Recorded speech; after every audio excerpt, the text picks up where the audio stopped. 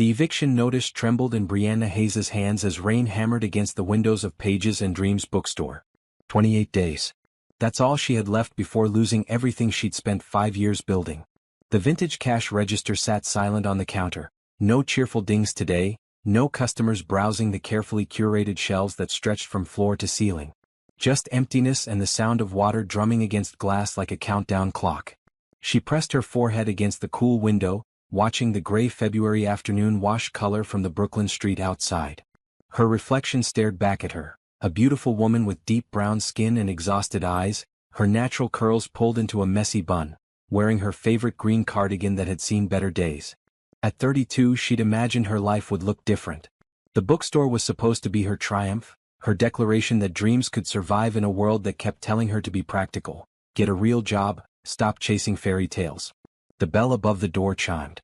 Brianna quickly folded the eviction notice and shoved it under the counter, forcing a smile as she turned toward the entrance. A man stood there, water dripping from his navy blue coat onto her hardwood floors. He was tall, maybe 6'2", with olive skin that suggested Hispanic heritage, dark hair plastered to his forehead, and the kind of tailored clothes that cost more than her monthly rent. Even soaked, he looked like he'd stepped out of a business magazine. "We're actually closing early today," Brianna said, though it was barely 3 in the afternoon. What was the point of staying open when nobody came? "I'm not here for books," the man said. His voice was deep, controlled, but there was something desperate underneath. "I'm here because I need help, and I think you might need help too." Brianna's hand instinctively moved toward her phone. This was how horror stories started. Strange men with expensive watches and 2 white smiles appearing in empty shops with vague propositions. "I don't know what you think this place is, but—" "My name is Ethan Rodriguez," he interrupted, pulling out his phone and showing her a Forbes article with his picture. "I own TechVista Solutions. I've been watching your bookstore for the past 3 weeks." The words should have been creepier, but something in his tone made them sound almost clinical, observational. Brianna glanced at the phone screen. The article was real. TechVista Solutions had just gone public for $2.3 billion. This man was legitimately, impossibly wealthy. "Why?" she asked. "Because I've seen the eviction notice in your window. Because I've watched you turn lights off in sections to save electricity. Because 3 weeks ago you sat on that window seat right there and cried for 20 minutes after closing." He pointed to the exact spot. "And because I need someone who understands desperation." Brianna's throat tightened. Being seen, truly seen, in her lowest moments felt violating and oddly comforting at the same time. "What do you want?" Ethan took a step closer, and she could see he was younger than the Forbes photo suggested, maybe 35, with lines of stress around his eyes that money clearly couldn't erase. "In 2 weeks my ex-fiancée is getting married. Lauren Montgomery. You might have heard of her family." Everyone had heard of the Montgomerys. Old money, society pages, the kind of wealth that made billionaires look like newcomers. "She's marrying Preston Blackwell III, and she specifically invited me. Front row seat to watch her marry the man she left me for 3 years ago." His jaw clenched. "I can't show up alone. I won't give her that satisfaction." "So hire an escort," Brianna said, crossing her arms. "I don't want someone who does this professionally. I want someone real. Someone who won't try to leverage this into something else. Someone who needs the money enough to say yes but has enough pride to make it believable." He pulled out a checkbook, actually wrote a number and held it up. Brianna's vision blurred. $50,000. Enough to pay her back rent, the eviction fees, restock her inventory, maybe even hire part-time help. Enough to save Pages and Dreams. "That's for saying yes," Ethan continued. "Another $50,000 after the wedding weekend. $100,000 total for approximately 60 hours of your time." The smart thing would be to refuse. To say this was insane, that you couldn't buy a person's companionship, that there had to be strings attached. But Brianna thought about the eviction notice, about the final utility warning, about her landlord's increasingly threatening voicemails. She thought about telling her mother that she'd failed, that the business degree she'd skipped to open this store had been a mistake after all. "What exactly would I have to do?" she asked. Relief washed over Ethan's features. "Attend the wedding weekend with me. There's a rehearsal dinner Friday night, the ceremony Saturday afternoon, and the reception Saturday evening. You'd need to stay at the venue hotel, act like we're together, and basically just exist beside me while I prove I've moved on." "Have you moved on?" The question seemed to catch him off guard. He was quiet for a moment, then said, "I thought I had." But the invitation felt like she was checking, like she wanted to see if I was still broken. I won't give her that. Brianna understood pride. She understood the need to prove you'd survived what tried to destroy you. She looked around her bookstore at the shelves she'd painted herself, the reading nook she'd built from reclaimed wood, the children's section with the constellation ceiling she'd spent 3 days creating. This place was her heart in physical form. I'll do it, she said. But I need half the money now. Today. Done. Ethan didn't hesitate. He pulled out his phone. What's your bank account information? 20 minutes later, Brianna watched her banking app refresh to show a balance that made her knees weak. $25,000. Real money. Saving her life money. She looked up at Ethan, who was watching her with an expression she couldn't quite read. Thank you, he said quietly. You have no idea what this means to me. I think I do, Brianna replied, glancing around her bookstore with new hope blooming in her chest. Ethan handed her a business card. My number. I'll have my assistant contact you tomorrow about the schedule, what you'll need, all the details. And Brianna? He paused at the door. Spend that money. Save this place. You've built something beautiful here. Then he was gone, leaving puddles on her floor and a transaction confirmation on her phone that proved she hadn't imagined the whole surreal encounter. Brianna sank into the window seat where he'd seen her crying 3 weeks ago. This time the tears on her cheeks were different. This time they came with possibility. Have you ever been so desperate that a stranger's offer felt like fate instead of foolishness? What would you have done in Brianna's position? Drop a comment below with your thoughts, and don't forget to subscribe to see how this unusual arrangement changes everything for both of them. The coffee shop Ethan had chosen was nothing like Brianna expected.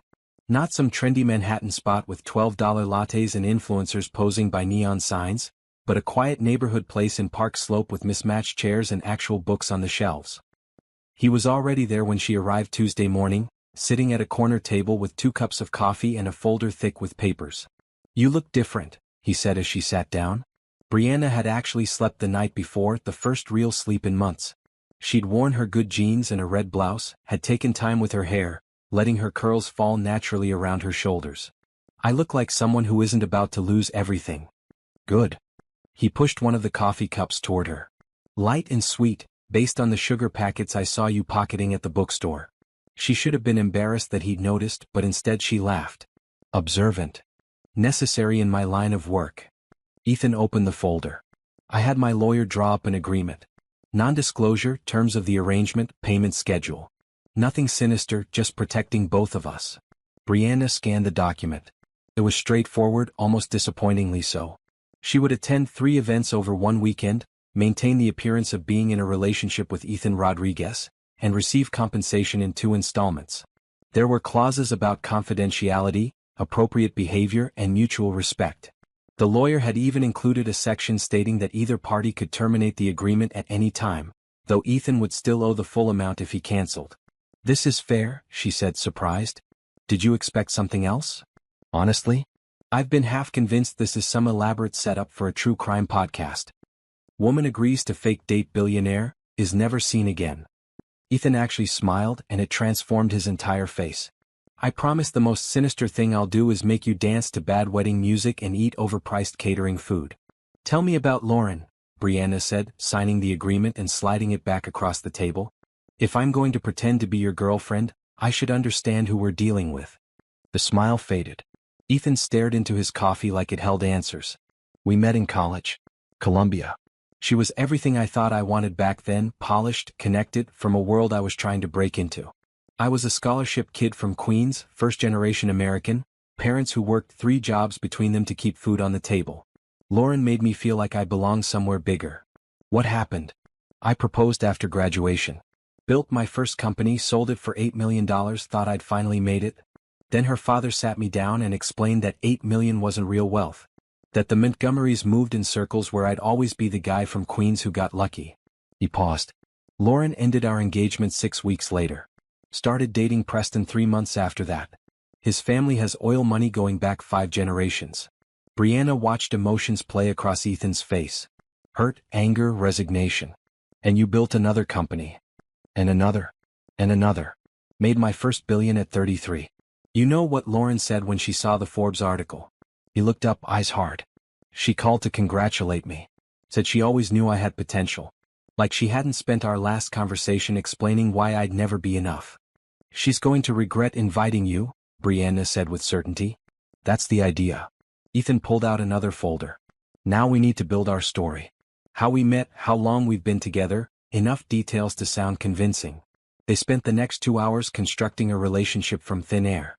Ethan had done his research on Brianna too, knew about her bookstore's 5-year anniversary last month, her degree in English literature from Brooklyn College, her habit of doing dramatic readings at local libraries. They decided on a 4-month relationship, meeting when Ethan came into Pages and Dreams looking for a gift for his sister. What is your sister actually like? Brianna asked. Nicole? Sci-fi romance. The weirder the alien biology, the better. I have a whole section for that. See. Our fake story has real elements. They went through potential questions, family details, inside jokes. Ethan explained that his parents had passed away, that Nicole was his only close family.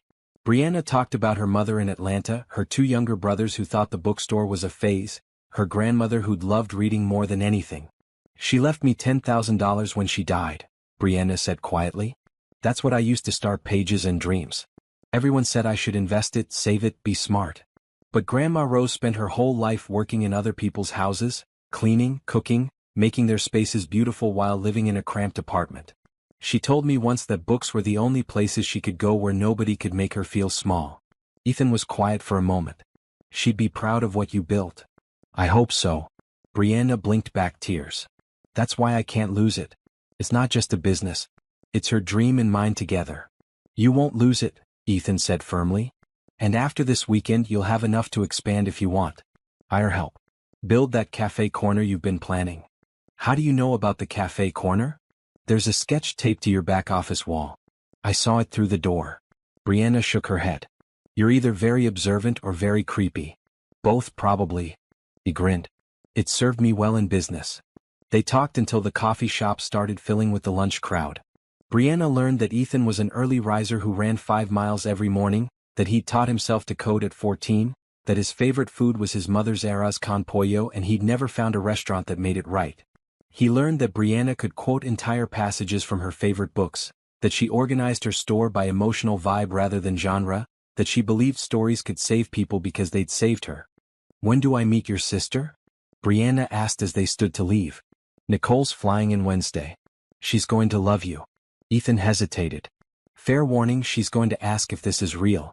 She's protective. What should I tell her? The truth. Nicole can keep secrets and honestly I could use her help making sure we're believable. He held the door open for Brianna. Besides, you'll need someone in your corner at this wedding besides me. Lauren's crowd can be vicious. Walking back toward the subway, Brianna felt something she hadn't experienced in months. Excitement. This bizarre arrangement was giving her more than money. It was giving her a story, an adventure, a glimpse into a world she'd only read about. And Ethan, despite the strangeness of how they'd met, seemed genuinely kind. Her phone buzzed with a text from an unknown number. This is Jordan Park, Mr. Rodriguez's assistant. I'll be coordinating the schedule and arrangements. Are you available Thursday afternoon for wardrobe selection? Brianna typed back, yes. What should I expect? The response came immediately, everything you need and probably some things you didn't know you wanted. Mr. Rodriguez doesn't do anything halfway. That, Brianna was beginning to realize, was absolutely true. The boutique was in Soho, the kind of place without prices on the tags because if you had to ask you couldn't afford it. Brianna stood on the sidewalk Thursday afternoon, staring at the sleek glass doors and the mannequins wearing dresses that probably cost more than her monthly revenue. You must be Brianna. A woman appeared beside her, tall and polished with platinum blonde hair and a smile that seemed genuinely warm. Jordan Park. We spoke over text. This place looks expensive, Brianna said. It is. That's the point. Jordan held the door open. Ethan's instructions were clear. You're to have everything you need for the weekend, no expense spared. The wedding is black tie, the rehearsal dinner is cocktail attire, and there's a Sunday brunch that's technically casual but Montgomery casual, which means designer. Inside, a sales associate named Pierre was already waiting with champagne and a rolling rack of dresses. Brianna felt completely out of her depth. The last formal event she'd attended was her college graduation, wearing a dress from Target and shoes that gave her blisters. I don't know about this, she whispered to Jordan. Here's what I know about Ethan Rodriguez, Jordan said, guiding her toward a plush velvet chair. He's brilliant, demanding, and genuinely decent underneath the CEO exterior. When his company went public, he gave every employee stock options, not just executives. When my mother got sick last year, he personally called the hospital to make sure she had the best doctors. He's asking you to do this because showing up alone would kill him, even if he'd never admit it. You care about him. He gave me a chance when nobody else would. I was a single mom with a gap in my resume and a community college degree. Now I make 6 figures and my daughter goes to a school I couldn't have dreamed of affording. Jordan met her eyes. So yes, I care about him. And I'm protective of people who try to take advantage. I'm not. I know. I had you investigated. Jordan said it so casually that Brianna almost missed it. Background check, social media deep dive, the works. You're exactly who you appear to be. A woman trying to save something she loves. That's why I'm going to help you look so stunning this weekend that Lauren Montgomery chokes on her own regret. Brianna laughed despite herself. Okay then. The next 3 hours were a whirlwind. Pierre brought dress after dress, each more beautiful than the last. Brianna tried on emerald silk that made her skin glow, sapphire satin that hugged her curves, deep burgundy velvet that felt like wearing confidence. For the rehearsal dinner, they chose a knee-length cocktail dress in royal blue with delicate beading across the shoulders. For the wedding, a floor-length gown in rich emerald green that somehow made her look elegant and powerful simultaneously. Shoes, Pierre announced, wheeling out another cart. By the time they finished, Brianna had 3 complete outfits, jewelry that Jordan promised was real but on loan, a clutch bag that cost more than her laptop, and the contact information for a hair and makeup artist who would come to the hotel. How much is all this? Brianna asked as Pierre carefully wrapped everything. Already handled, Jordan said. Part of the arrangement. It feels like too much. It's not. A new voice made them both turn. Ethan stood in the boutique doorway, wearing jeans and a gray sweater that probably cost $1,000 but looked casually comfortable. You're doing me a favor. The least I can do is make sure you have what you need. I've never worn anything like this, Brianna admitted. Good. Neither has anyone Lauren knows. He smiled. Can I steal you for dinner? There's someone I want you to meet. They left Jordan coordinating the delivery details and walked 3 blocks to a small Italian restaurant. Waiting at a corner table was a woman who looked like Ethan with softer features and kind eyes, her dark hair cut in a stylish bob, wearing a bright yellow dress that suited her olive complexion perfectly. Nicole Rodriguez, she said, standing to hug Brianna like they were already friends. I've been dying to meet the woman who agreed to this insane plan. Your brother made a compelling offer, Brianna said. He does that. Makes offers people can't refuse, then acts surprised when they say yes. Nicole shot Ethan a look. Though usually it's about business deals, not fake dating to weddings. They ordered food and Nicole immediately started asking questions. Not interrogating, just genuinely curious. She wanted to know about the bookstore, about Brianna's favorite authors, about what made her say yes to Ethan's proposal. In return, she shared stories about growing up with Ethan, about their parents' work ethic, about watching her brother build empires while forgetting to build a life. He works too much, Nicole said, stealing a piece of bread from Ethan's plate. After Lauren, he threw himself into business like it was the only thing that mattered. I keep telling him money isn't everything, but he doesn't listen. Money matters when you don't have it, Brianna countered. I spent 6 months choosing between paying rent or restocking inventory. Your brother's offer literally saved my dream. See? Ethan gestured at Brianna. She gets it. I get it too, Nicole said. I also get that you're going to be walking into a nest of vipers this weekend. Lauren's friends are the worst kind of wealthy people. The kind who think kindness is weakness and anyone who works for their success is somehow less than. I've dealt with difficult customers, Brianna said. Not like this. These people will smile while looking for your vulnerabilities. They'll ask questions designed to make you uncomfortable, comment on your background, your education, your everything. Nicole leaned forward. So here's my advice. Don't try to impress them. Don't play their game. Just be yourself, hold Ethan's hand, and remember that you're there because you're kind enough to help someone who needed it. And because I needed the money, Brianna added honestly. That too. Nothing wrong with that. Nicole grinned. I like you. You're real. They spent the rest of dinner going over potential scenarios. Nicole had attended enough society events to know the playbook. She explained who would be there, who to avoid, how to deflect invasive questions. Ethan mostly listened, occasionally adding details, watching Brianna with an expression she couldn't quite interpret. You're nervous, Brianna said to him as they left the restaurant. Nicole having hugged them both and promised to see them at the hotel Friday. Shouldn't I be? I'm about to watch my ex-fiancée marry someone else. Do you still love her? The question hung between them in the cool February air. Ethan was quiet for a long moment, then shook his head. No. I don't think I have for a while. But I hate that she still has power over me. That an invitation to her wedding made me desperate enough to approach a stranger with an insane proposal. Maybe after this weekend that power ends, Brianna suggested. Maybe. He held a cab for her. Thank you for doing this. For saying yes. For not making me feel pathetic about needing help. Thank you for saving my bookstore. Brianna hesitated, then added, and for being kind about it. You could have negotiated, offered less, made demands. You didn't. Kindness isn't a negotiation, Ethan said simply. See you Friday morning. We leave at 10. Brianna rode home thinking about that statement. In her experience, everything was a negotiation. Every vendor relationship, every lease renewal, every payment plan. But Ethan had approached their arrangement differently. He'd offered more than necessary, made sure she was comfortable, brought his sister to help prepare her. He'd been, in every interaction, genuinely decent.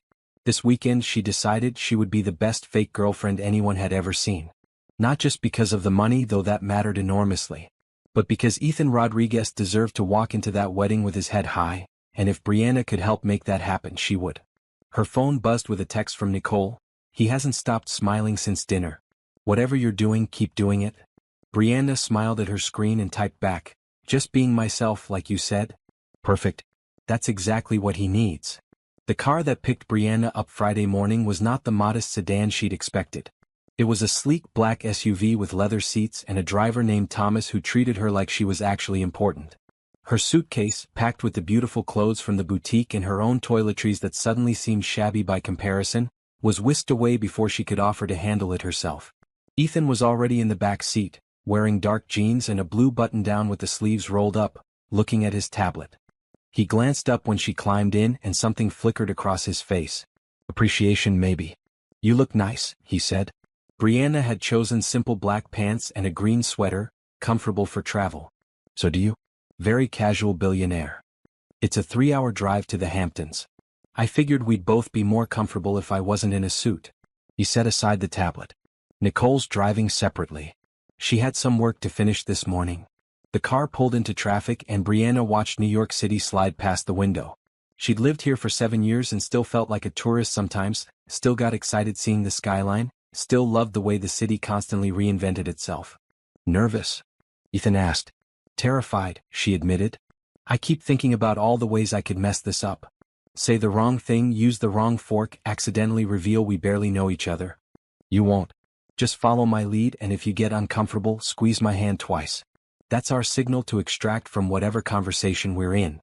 It was such a small thing, a contingency plan, but it made Brianna feel better. What's your signal if you need out? I'll adjust my watch. Left hand, right wrist. Nicole and I used that code as kids when family dinners got overwhelming. They fell into comfortable conversation as the city gave way to suburbs, then to the prettier landscapes of Long Island. Ethan told her about TechVista's early days, working from a studio apartment, living on ramen and coffee, coding until dawn. Brianna shared stories about opening pages and dreams, the first customer who bought 3 books and told her the store felt magical, the kids' reading hour she started that now drew 20 children every Saturday. Why books? Ethan asked. In an age when everyone reads on screens, why open a physical bookstore? Because books are more than words on pages. They're objects with weight and texture. They smell like possibility. You can write in their margins, fold their corners, carry them in your bag until they're soft and worn. Brianna gestured as she spoke, passionate. A screen can give you the same story, sure. But it can't give you the experience of browsing, of stumbling across something you didn't know you needed, of having a bookseller who knows you well enough to recommend the perfect thing. You really love it. It's the only thing I've ever loved that didn't let me down. The words came out more bitter than intended. Brianna cleared her throat. Sorry? That sounded dramatic. No, I get it. Ethan was quiet for a moment. After Lauren, I felt the same way about work. Business made sense. Effort equaled results. No games, no hidden agendas. Just problems to solve and solutions to implement. Is that lonely? The question seemed to surprise him. Sometimes. Nicole says I've built walls so high that no one can climb them. She's not wrong. He looked at Brianna. What about you? Anyone in your life? There was someone. Derek. We dated for 2 years. He was a lawyer, very practical, very logical. He gave me an ultimatum last year. Close the bookstore, get a real job, marry him and start a family. Brianna smiled without humor. I chose the bookstore. Do you regret it? Not even a little. He wanted me to be smaller, to fit into his vision of what a wife should be. The bookstore lets me be as big as I want. Good, Ethan said firmly. Never make yourself smaller for someone else. They stopped for lunch at a small seafood place overlooking the water. The restaurant was nearly empty, the off-season quiet settling over everything. They sat by a window, ordered lobster rolls and sweet tea, and talked about everything except the wedding. Brianna learned that Ethan played piano but hadn't touched one in years, that he spoke Spanish fluently and basic Mandarin poorly, that his guilty pleasure was reality TV cooking competitions. He learned that she could juggle, that she'd once won a karaoke contest singing Aretha Franklin, that she collected vintage bookmarks and had over 300. 300. Ethan laughed. Why? Every single one has a story. Where I found it, what book I was reading, who gave it to me. They're little artifacts of moments. She pulled one from her purse, a delicate metal one shaped like a tree. My grandmother gave me this when I turned 16. Said I was growing strong roots. Ethan held it carefully like it was precious. She sounds amazing. She was. Tough and kind in equal measure. She would have liked you, I think. Why? Because you remember where you came from. She always said the most dangerous people are the ones who forget their struggles once they're comfortable. I could never forget, Ethan said quietly. Every success feels like I'm proving something to everyone who said I couldn't. Including myself. Back in the car, the landscape grew prettier. Sprawling estates replaced strip malls, private beaches stretched beyond manicured lawns. This was old money territory, generational wealth that built monuments to itself. Does it bother you? Brianna asked. That Lauren chose this over you? It used to. I drive myself crazy wondering what I lacked, how I could have been better. Then I built my second company, then my third. Made more money than the Montgomerys or Blackwells. And you know what? It didn't fix anything. The hurt didn't care about my bank balance. What did fix it? Time. Therapy. Nicole forcing me to deal with my feelings instead of burying them in work. He smiled slightly. This weekend is kind of my final exam. Proof that I'm actually healed and not just pretending. And if you're not? Then I'll deal with that too. But with you there, I think I'll be okay. The hotel appeared like something from a movie. Massive white columns, sweeping circular driveway, gardens that probably required a full-time staff. Brianna felt her stomach clench with nervousness. Hey, Ethan said softly, taking her hand. We've got this. Just remember you're doing me a favor. Everyone else can think whatever they want. The lobby was all marble and crystal chandeliers. Checking in took minutes, the staff clearly familiar with Ethan's name. They were given keys to a suite on the 4th floor, 2 bedrooms with a shared living area. I made sure we'd have separate rooms, Ethan said as they rode the elevator up. I know the arrangement is already weird. I didn't want you to be uncomfortable. Thank you. Brianna meant it. Every consideration he'd made, every small kindness made this easier. The suite was stunning. Floor-to-ceiling windows overlooking the ocean, furniture that looked antique and priceless, a full bar and sitting area. Brianna's room had a king bed with the softest sheets she'd ever touched and a bathroom bigger than her bookstore's office. Rehearsal dinner is at 7, Ethan called from the living area. That gives us 3 hours to mentally prepare or panic. Your choice. Brianna chose to take a bath in the enormous tub, trying to settle her nerves. This was really happening. In a few hours she'd be surrounded by people who existed in a completely different world, pretending to be in love with a man she'd known for less than a week. The strange thing was, pretending was getting easier. Ethan was easy to talk to, genuinely interesting, kind in ways that felt natural rather than performed. If circumstances were different, if they'd met normally, she could see herself actually falling for him. But these weren't normal circumstances. This was a business arrangement with a clear beginning and end. In 2 days she'd be back in Brooklyn with her bookstore saved and her life back on track. Ethan would return to his empire, and they'd become a weird story they each occasionally told at parties. Her phone buzzed. Nicole, just arrived. Ready to watch some rich people drama? Brianna typed back, as ready as I'll ever be. Perfect. Remember, you're the main character tonight. Own it. Looking at herself in the mirror, wearing a plush hotel robe with her curls wrapped in a towel, Brianna took a deep breath. She'd survived worse than a fancy dinner party. She'd survived her bookstore nearly failing, relationships ending, dreams almost dying. She could survive one weekend in the Hamptons. She could survive anything as long as she remembered who she really was underneath whatever role she was playing. The emerald green dress fit like it had been made for Brianna's body specifically. The hair and makeup artist Jordan had sent, a cheerful woman named Simone, had worked magic with her curls, styling them into an elegant updo with a few tendrils framing her face. The makeup was more dramatic than Brianna usually wore but somehow still looked like her, just amplified. "You look beautiful," Ethan said when she emerged from her room. He'd changed into a perfectly tailored navy suit with no tie, the top button of his white shirt undone. Something shifted in his expression when he saw her, an intensity that made her breath catch. "You clean up pretty well yourself," she managed. He offered his arm. "Ready to face the wolves? With you?" "Yes." The rehearsal dinner was in the hotel's private dining room, a space that probably hosted presidential summits and peace negotiations. About 40 people mingled with champagne glasses, their laughter the practiced kind that came from years of social training. Brianna recognized wealth in the way they stood, the way they held their drinks, the casual confidence of people who'd never questioned their place in the world. Nicole appeared immediately, stunning in a red dress that complemented her olive skin. "You both look perfect."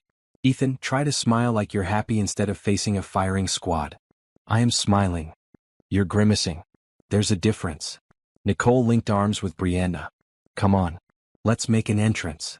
They walked into the room together and Brianna felt the attention shift. Conversations paused. Heads turned.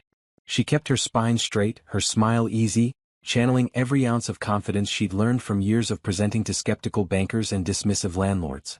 "Ethan Rodriguez." A woman's voice cut through the murmur, and the crowd parted like the Red Sea. Lauren Montgomery was beautiful in the way of women who'd had every advantage since birth. Blonde hair that fell in perfect waves, blue eyes that assessed and calculated, a white cocktail dress that probably cost more than Brianna's car. She glided toward them with practiced grace, her smile sharp. "I'm so glad you could make it," Lauren said, kissing Ethan on both cheeks like they were old friends. Her gaze slid to Brianna. "And you brought someone. How wonderful." "Lauren, this is Brianna Hayes," Ethan said, his hand settling possessively on Brianna's lower back. "My girlfriend. Brianna Lauren Montgomery, the bride." "Congratulations on your wedding," Brianna said warmly, extending her hand. Lauren's handshake was limp, perfunctory. "Thank you." "Is you set?" "I don't think I know any Hayes families." "I wouldn't expect you to. I own a bookstore in Brooklyn." "A bookstore?" Lauren's smile didn't reach her eyes. "How quaint." Ethan always did have eclectic tastes. "I prefer to call it appreciating substance over status," Ethan said smoothly. "Brianna's built something meaningful from the ground up. Not everyone can say that." The barb landed. Lauren's smile tightened fractionally. "Well, you must tell me all about it. Preston will be so interested to hear about Ethan's new life." She drifted away and Nicole exhaled. "Round one to you guys." "Did you see her face when you mentioned the bookstore?" "She looked at me like I was the help," Brianna said. "Because in her world you are. Anyone who works for their success instead of inheriting it doesn't register as an equal." Nicole squeezed her arm. "But we're going to change that tonight. Come on, I'll introduce you to the decent humans here. There are approximately 3 of them." The evening became a blur of introductions. Preston Blackwell III was exactly what Brianna expected. Tall, bland, handsome in a generic way, with the personality of expensive wallpaper. He shook Ethan's hand with aggressive firmness and barely acknowledged Brianna's existence. "Tech sector," he said when someone asked what he did. "Family investments mostly. Nothing as pedestrian as building companies." "Must be nice to have other people's work support your lifestyle," Ethan said mildly. Preston's jaw clenched, but Lauren appeared with a laugh that sounded like wind chimes. "Boys play nice. This is my rehearsal dinner, not a board meeting." They were seated at a long table, Ethan and Brianna across from Lauren and Preston. The courses came in endless succession, each more elaborate than the last. Brianna focused on following Ethan's lead with the silverware, grateful for the etiquette basics Nicole had taught her over lunch earlier in the week. "So Brianna," Lauren said during the third course, her voice carrying down the table. "Brooklyn. Is that where you're from originally?" "I grew up in Atlanta. Moved to New York for college." "Which college?" "Brooklyn College." "Oh." The single syllable conveyed volumes. "I went to Vassar myself. Preston went to Yale, of course." And Ethan was Columbia, weren't you, darling? The casual endearment made Brianna's hand tighten on her fork. Ethan covered it with his own, squeezing gently. I was, he said. Where I learned that pedigree matters less than what you do with your education. Spoken like someone who had to work for everything, Preston said, and it wasn't a compliment. I did, Ethan replied evenly. It taught me the value of things. How to appreciate what I have because I remember what it's like to have nothing. How inspirational, Lauren cooed. You always were so determined, Ethan. I remember when you were building that first little company, working all those hours. I barely saw you. I was building a future, Ethan said. The one you told me wasn't enough. The table went silent. Lauren's smile froze. Preston looked like he wanted to disappear into his chair. Nicole caught Brianna's eye and gave a tiny thumbs up under the table. People change, Lauren said finally. We were young. We wanted different things. We did, Ethan agreed. I wanted someone who loved me for who I was. You wanted someone who already had everything handed to them. Looks like we both got what we wanted. He raised Brianna's hand to his lips and kissed her knuckles, his eyes never leaving Lauren's face.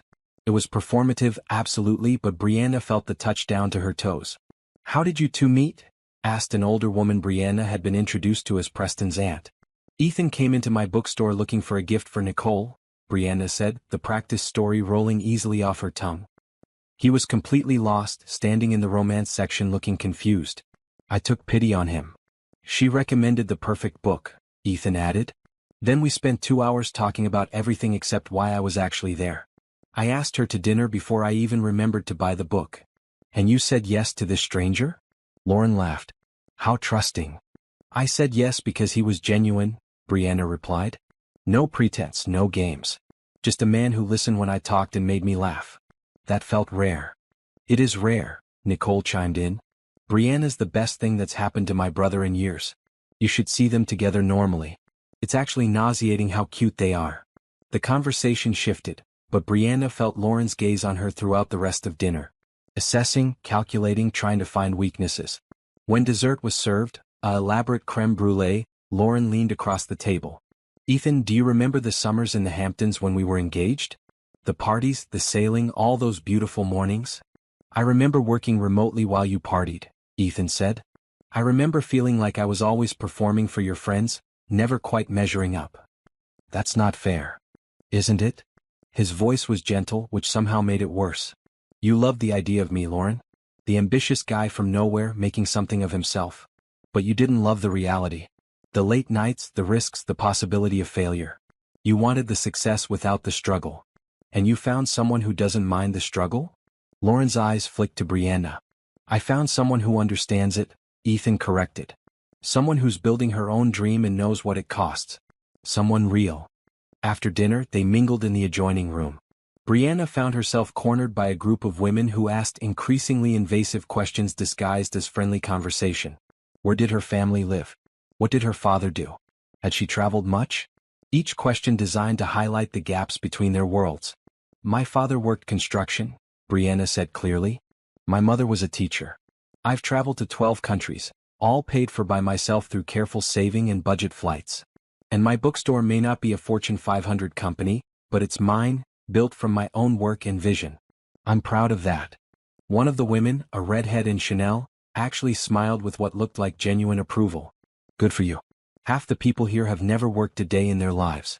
At least you've actually accomplished something. Caroline, another woman hissed. What? It's true. Preston's never had an original thought. Lauren's only skill is looking pretty and spending her trust fund. At least this girl has substance. Caroline raised her glass to Brianna. Welcome to the circus. Brianna liked her immediately. Ethan found her an hour later, looking exhausted. Ready to escape? God, yes. They said their goodbyes, Lauren kissing Ethan's cheek and whispering something Brianna couldn't hear. His face remained neutral, but his hand tightened on Brianna's. In the elevator, finally alone, Ethan leaned against the wall and closed his eyes. Thank you. You were perfect. I just told the truth. Exactly. He opened his eyes, looking at her with something that made her heart skip. You didn't try to be someone you're not. You didn't let them make you feel small. You were confident and real and so beautiful that Lauren couldn't stand it. She still loves you, Brianna said quietly. No, she doesn't. She loves the idea of me now that I'm successful. She wants what she can't have. That's not the same thing. He reached out, tucking a loose curl behind Brianna's ear. Tomorrow's the wedding. The hard part. We'll get through it. Together, he said, and it sounded like a promise. In her room, Brianna changed into pajamas and sat by the window, looking out at the dark ocean. Her phone buzzed with a text from her mother. "How's the weekend going? Still can't believe you're at a Hamptons wedding." Brianna had told her mother a version of the truth. That she was attending a wedding with a friend who needed a +1, that it was at a fancy hotel, that she'd be back Sunday. Her mother had been thrilled, hopeful that Brianna was finally getting out and meeting people. "It's surreal," Brianna typed back. "But interesting. Are you having fun?" Was she? Brianna considered the question. The evening had been stressful, performative, filled with people who looked down on her. But there had been moments. Ethan's hand in hers. Nicole's fierce friendship. The satisfaction of not backing down when Lauren tried to diminish her. The feeling of being part of a team, even a temporary one. "Yeah," she typed. "I think I am." A knock on the connecting door between her room and the living area made her look up. "Come in." Ethan appeared in sweatpants and a t-shirt, looking more relaxed than she'd seen him all day. "Can't sleep. Want to watch bad TV and raid the minibar?" Brianna smiled. "Absolutely." They ended up on the living room couch, watching a cooking competition with their feet on the coffee table, sharing expensive whiskey and even more expensive chocolate. They didn't talk about the wedding or Lauren or what would happen after this weekend. They just existed together in easy companionship, laughing at the TV drama, arguing about whether the chocolate mousse or the creme brulee should win. "This is nice," Ethan said eventually. "Just being. No performance, no agenda." "We should do this more often," Brianna said, then caught herself. "I mean, if we were actually dating." "Which we're not. Obviously." "Obviously," Ethan echoed, but something in his voice made her look at him. He was watching her with an expression that made breathing difficult. "Although, for the record, if we were actually dating, this would be my favorite part. Not the fancy dinners or events. Just this. You in pajamas, stealing my chocolate, arguing about reality TV. For the record, you gave me the chocolate. See? I'm an excellent pretend boyfriend." They fell asleep on the couch, the TV still playing softly, the minibar thoroughly raided. When Brianna woke around 3 in the morning, Ethan's head was on her shoulder, his breathing deep and even. She should move, go to her own room, maintain the professional distance this arrangement required. Instead, she stayed right where she was, letting herself have this one moment of pretending that it was all real. Brianna woke to sunlight streaming through the windows and the smell of coffee. She was in her own bed with no memory of getting there, still wearing her pajamas. A note on the nightstand in Ethan's handwriting said, "You fell asleep. I carried you. Hope that's okay." Coffee in the living room. She smiled despite herself, then caught her reflection in the mirror and winced. Her carefully styled hair from last night was now a disaster, makeup smudged, but somehow she felt more rested than she had in months. She showered quickly, changed into comfortable clothes, and found Ethan on the balcony with a room service spread that could feed 10 people. "I didn't know what you liked," he said, gesturing at the pancakes, eggs, fruit, pastries, and various breakfast meats covering the table. "So I ordered everything." "This is insane. This is Saturday morning before my ex gets married. I'm stress eating. Join me." They ate in comfortable silence, watching the ocean. Other hotel guests were already on the beach, small figures against the vast expanse of sand and water. The wedding wasn't until 4, which meant they had hours to fill with mounting anxiety. Nicole texted, Ethan said, showing her his phone. "She wants to take you to the spa. Her treat. Something about solidarity among women dealing with awful people. I've never been to a spa. Then you should definitely go. I'll work remotely, pretend I'm not spiraling about today." An hour later, Brianna found herself in a plush robe, sitting next to Nicole in the hotel spa's relaxation room, cucumbers on their eyes and face masks making conversation difficult. "Can I ask you something?" Nicole said, removing her cucumbers. "Sure. Are you developing feelings for my brother?" Brianna's heart jumped. "We barely know each other." "That's not an answer." "It's a business arrangement," Brianna said carefully. "I'm helping him, he's helping me. After tomorrow, we go back to our separate lives. But you like him. He's a good person. Easy to talk to. Kind in ways I didn't expect." Nicole was quiet for a moment. "Ethan doesn't let people in. After Lauren, he built these walls and just kept working, kept succeeding, kept proving he didn't need anyone. You're the first person I've seen him relax around in 3 years. That's the arrangement. He needs to look happy, in love, moved on. I've seen him pretend before. This isn't pretending. Nicole sat up, looking at Brianna directly. I'm not trying to make this weird. I just want you to know that whatever happens this weekend, you've already helped him more than you realize. He's laughing again. Actually talking about feelings. Sleeping on couches instead of working until dawn. That's because of you. I think it's because he's facing something he's been avoiding. I'm just the excuse. Maybe. Or maybe you're exactly what he needed. Nicole lay back down. Just don't break his heart, okay? The first time almost destroyed him. The words stayed with Brianna through her massage, her facial, the manicure that made her hands look elegant instead of constantly working. She thought about Ethan carrying her to bed, ordering too much breakfast, the way he'd held her hand through dinner like it was the most natural thing in the world. She was developing feelings. Real ones. The kind that would hurt when this ended. Back in the suite, she found Ethan on his laptop, video conferencing with someone about quarterly projections. He looked up when she entered, his face softening. Feel better? Much. Thank you for sending me. Nicole's idea, but I'm glad. He closed the laptop. I need to tell you something. Lauren came to my room this morning. Brianna's stomach dropped. What did she want? To talk. She said seeing me last night made her realize she made a mistake. That she's been comparing Preston to me for 3 years and he's always come up short. Ethan ran a hand through his hair. She asked me to stop her from making another mistake. Said if I still had feelings for her, she'd call off the wedding. What did you say? I said no. That I had moved on, that I had someone who actually valued me, that she'd made her choice years ago. He looked at Brianna. Then she offered you money. What? $50,000 to disappear before the wedding. She said you were obviously with me for money anyway, that I deserved someone from my own world, that she was trying to protect me. His voice was tight with anger. I told her she had 60 seconds to leave my room or I'd have hotel security remove her. Brianna sat down heavily. She actually thinks I'd take money and leave? She thinks everyone has a price. It's how she sees the world. Ethan knelt in front of her. I'm sorry. I shouldn't have let her in, shouldn't have listened. I just wanted to know if I felt anything, if seeing her vulnerable would change something. Did it? Yeah. Made me realize how much I've changed. 3 years ago I would have said yes in a heartbeat. Would have believed her, taken her back, convinced myself it was love. He took Brianna's hands. But now, I felt nothing except pity.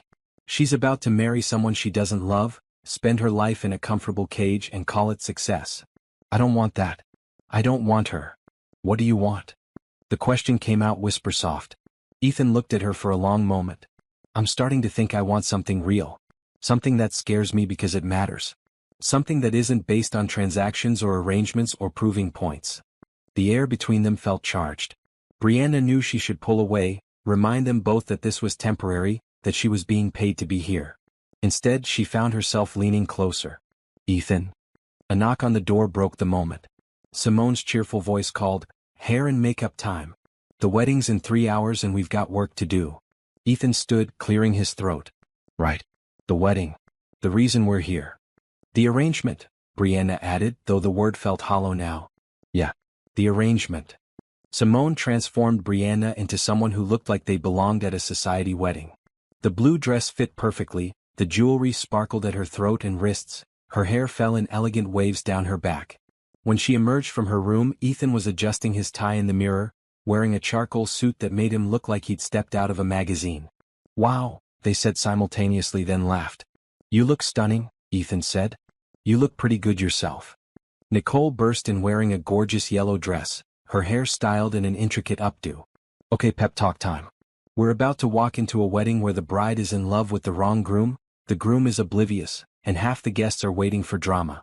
Our job is to look so happy, so in love, so perfectly matched that Lauren regrets every choice she's ever made. No pressure, Brianna muttered. You've got this. Both of you. Nicole looked between them. Although real talk? You two are doing a terrible job of pretending this is fake. The way you look at each other is genuinely disgusting. In a sweet way. We're committed to the role, Ethan said. Sure. The role. That's what we're calling it. Nicole grinned. Come on. Let's go break some hearts. The ceremony was in the hotel's gardens, rows of white chairs facing an elaborate arbor covered in white roses and trailing greenery.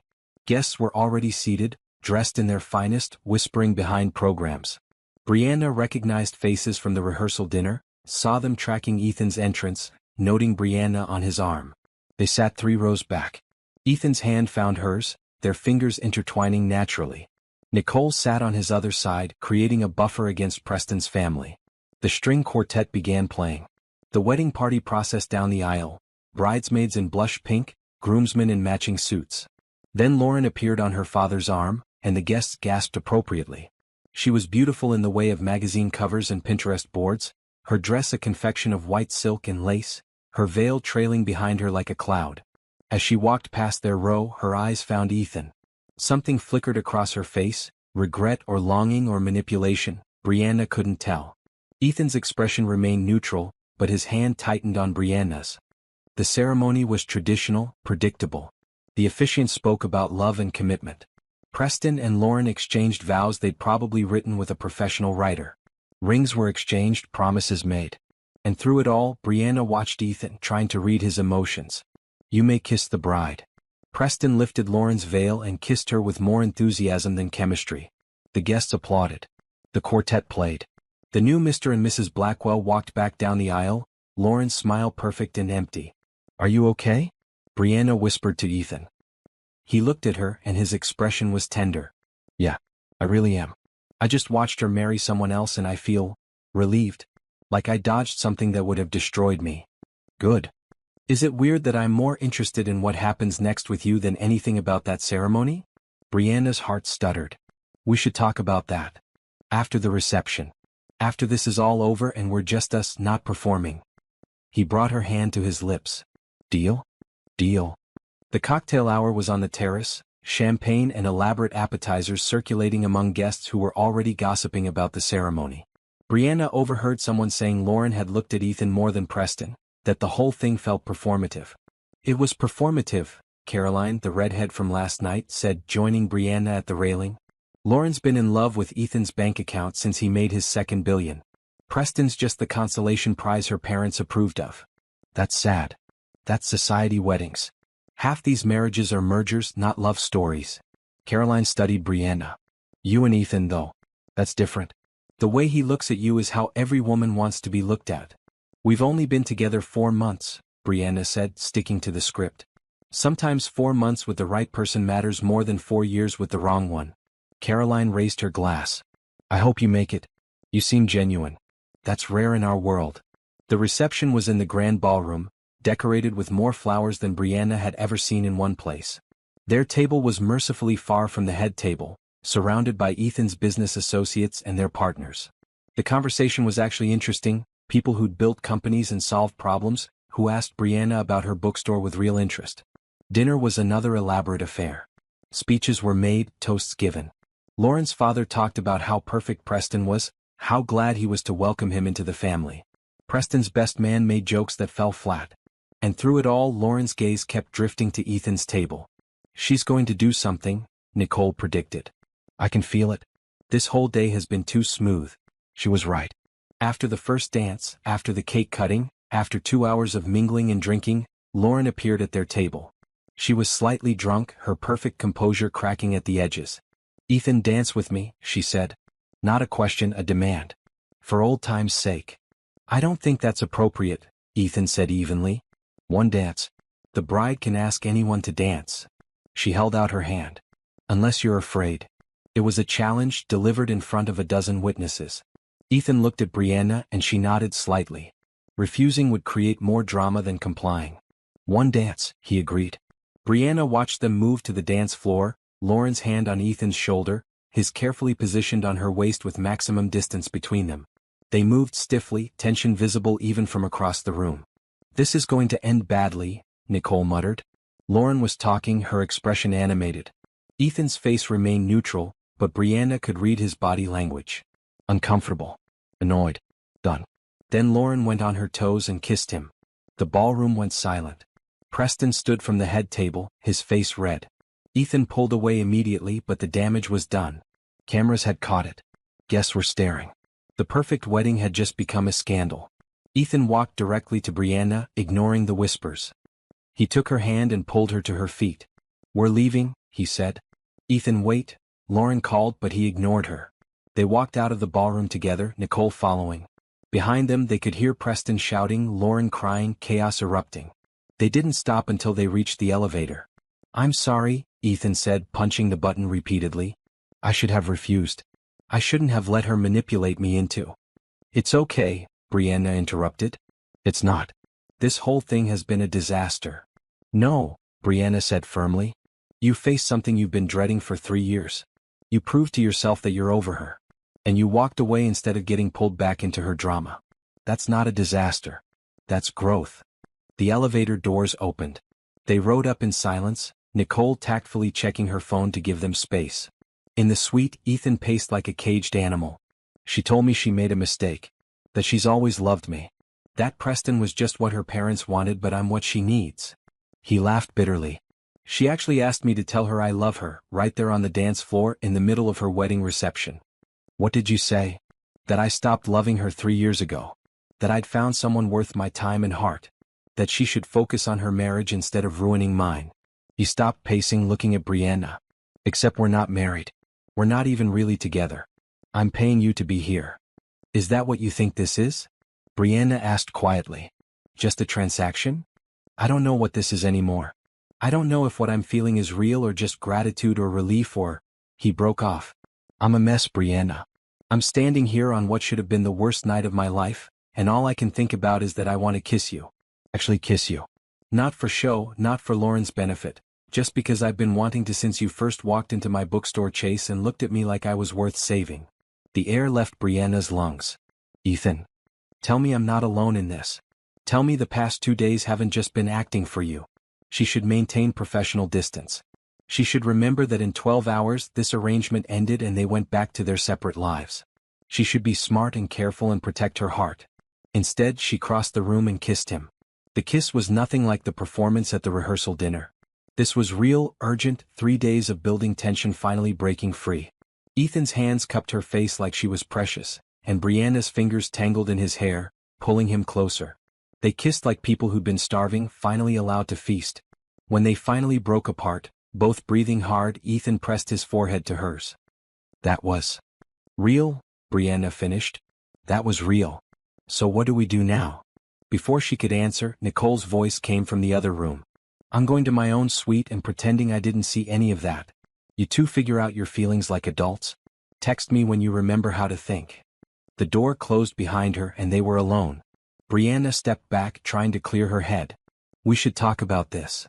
"We should," Ethan agreed, but he didn't move away. "Except I'm having trouble forming coherent thoughts when you're standing there looking like that." "Like what?" "Like everything I didn't know I was looking for." The words should have been cheesy, but his voice was so sincere that Brianna felt them down to her bones. "This is complicated. The best things usually are. You're paying me to be here. That makes this messy.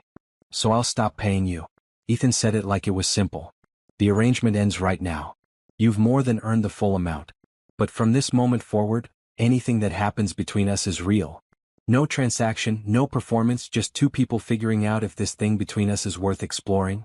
And if it's not? If we realize it was just the intensity of the situation, the heightened emotions, the forced proximity, then we walk away knowing we tried." "But Brianna?" He stepped closer. "I don't think that's what this is. I think I started falling for you the moment you accepted my insane proposal without hesitation. Every conversation since has just made me fall harder." Her phone buzzed. Then both their phones erupted with notifications. Brianna checked hers to find texts from her mother, messages from numbers she didn't recognize, and 3 missed calls from Nicole. "What's happening?" she asked. Ethan was staring at his phone, his face pale. "We're trending on social media. Someone posted video of Lauren kissing me. It's everywhere." He turned his screen toward her. The video had over 1 million views already. The comments were brutal. People calling Lauren desperate, Preston a fool, speculating about Ethan's mystery date. Someone had already identified Brianna, linked to her bookstore's Instagram, started dissecting every detail of her life. "This is bad," Brianna said. "This is a nightmare." Ethan was scrolling through comment after comment.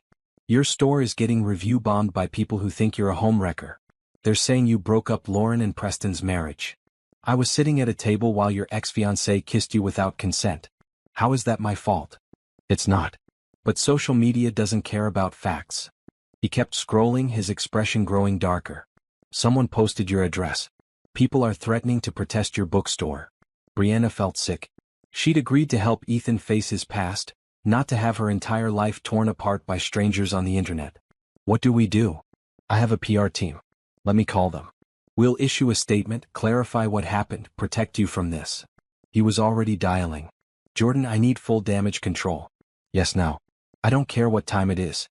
My girlfriend is being harassed online because of something that wasn't her fault. Girlfriend. He'd said it so naturally, like it was fact rather than performance. While Ethan talked strategy with his team, Brianna scrolled through the comments on her bookstore's page. Most were vicious, but some were supportive. People who'd actually been to Pages and Dreams defending her character, regular customers vouching for her integrity. She found one comment from someone named Booklover47, I was at that wedding. The bride kissed him. He immediately left with his actual girlfriend. Stop making victims into villains. The reply had over 10,000 likes. Nicole knocked and entered without waiting. Okay, crisis management time. First, neither of you looks at social media for the next 24 hours. Second, we craft a narrative that's true but protects Brianna. Third, we consider whether you want to go nuclear and tell the actual story of why you were at that wedding. We can't, Ethan said. We had an NDA, which you can waive if you choose to. The question is whether the truth helps or hurts. Nicole looked at Brianna. How would you feel about people knowing you were hired to be Ethan's date? I'd feel like it makes me look exactly how they're already painting me. A woman who's with him for money. Or, Nicole countered, it makes you look like someone who was kind enough to help a stranger face a difficult situation. A woman who showed up for someone who needed support, then accidentally developed real feelings despite the arrangement starting as business. That's what happened, Ethan said quietly, looking at Brianna. Isn't it? She nodded. Yeah, that's exactly what happened. By midnight, Ethan's PR team had released a statement. It explained the situation in careful terms. Ethan had attended his ex-fiancée's wedding to prove he'd moved on, met someone special in recent months, was building a genuine relationship when Lauren created an inappropriate situation. The statement expressed sympathy for Preston, made clear that Ethan and Brianna had no part in whatever issues existed in the Blackwell marriage, and requested privacy. The narrative shifted slightly. People started focusing more on Lauren's behavior, on Preston's response, on the drama of old money society weddings. Brianna was still mentioned, but less viciously. Her bookstore's rating recovered as genuine customers rallied to support her. It's going to be okay, Ethan said around 2 in the morning. They were on the couch again, exhausted but too wired to sleep. The news cycle will move on. This will become a footnote. Will it though? This is your life. Cameras, scrutiny, everything you do analyzed by strangers. Brianna looked at him. Is that what I'm signing up for if this is real? Sometimes. When something newsworthy happens. But mostly no. I'm not a celebrity. I run a tech company. Most days nobody cares what I'm doing. He took her hand. But I won't lie and say there's no spotlight. There is. And it can be harsh. You deserve to know that before you decide if you want this. What do you want?